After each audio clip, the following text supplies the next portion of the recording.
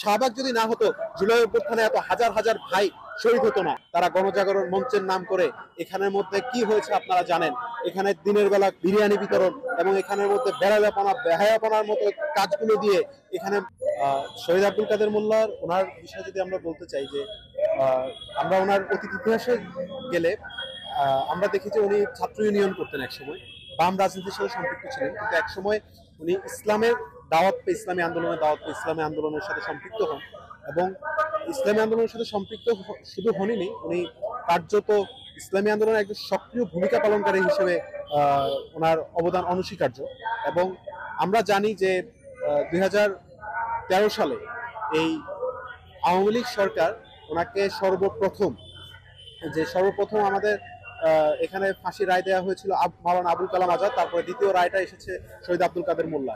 এবং এখানে যে রায়টা এসেছে সেটা হচ্ছে যাবজ্জীবন কারাদণ্ড। যাবজ্জীবন কারাদণ্ডটাও এখানের মধ্যে যায় না। কারণটা হচ্ছে ওনার এগেনস্টে যে ধরনের অভিযোগগুলো আনা হয় সেই অভিযোগটা কোনোভাবেই ওনার সাথে যায় না। এবং এটার সাথে যে ধরনের যে সাক্ষীর কথা বলা হয়েছে, এই সাক্ষীর সাথে মুক্তিযুদ্ধ জাদুঘরে সেই সাক্ষীর ছবি আছে, সেই ছবির সাথে যাকে বানিয়ে নিয়ে আসা হয়েছে তার সাথে মিল নেই।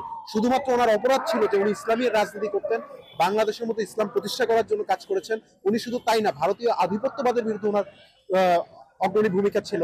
উনি বাংলাদেশকে নিয়ে চিন্তা করেছেন, উনি বাংলাদেশের মানুষকে নিয়ে চিন্তা করেছেন, বাংলাদেশের মানুষের অগ্রযাত্রাকে নিয়ে চিন্তা করেছেন।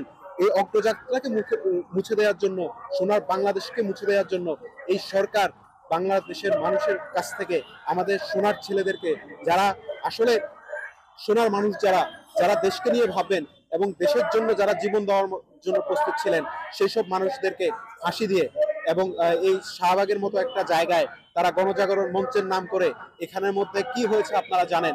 এখানে দিনের বেলা বিরিয়ানি বিতরণ এবং এখানের মধ্যে বেহায়াপনার মতো কাজগুলো দিয়ে এখানে লোক জড়ো করে এবং সরকারি তদারকিতে বিভিন্ন শিক্ষা প্রতিষ্ঠানগুলোর মধ্যে যে সেখান থেকে ছাত্রদেরকে নিয়ে এসে এরকম একটা আন্দোলন তারা করেছে, যেখান থেকে শুধুমাত্র শহীদ আব্দুল কাদের মোল্লা কিংবা মাওলানা সাইদি, মাওলানা নিজামীদেরকেই আপনার অভিযুক্ত করা হয় নাই।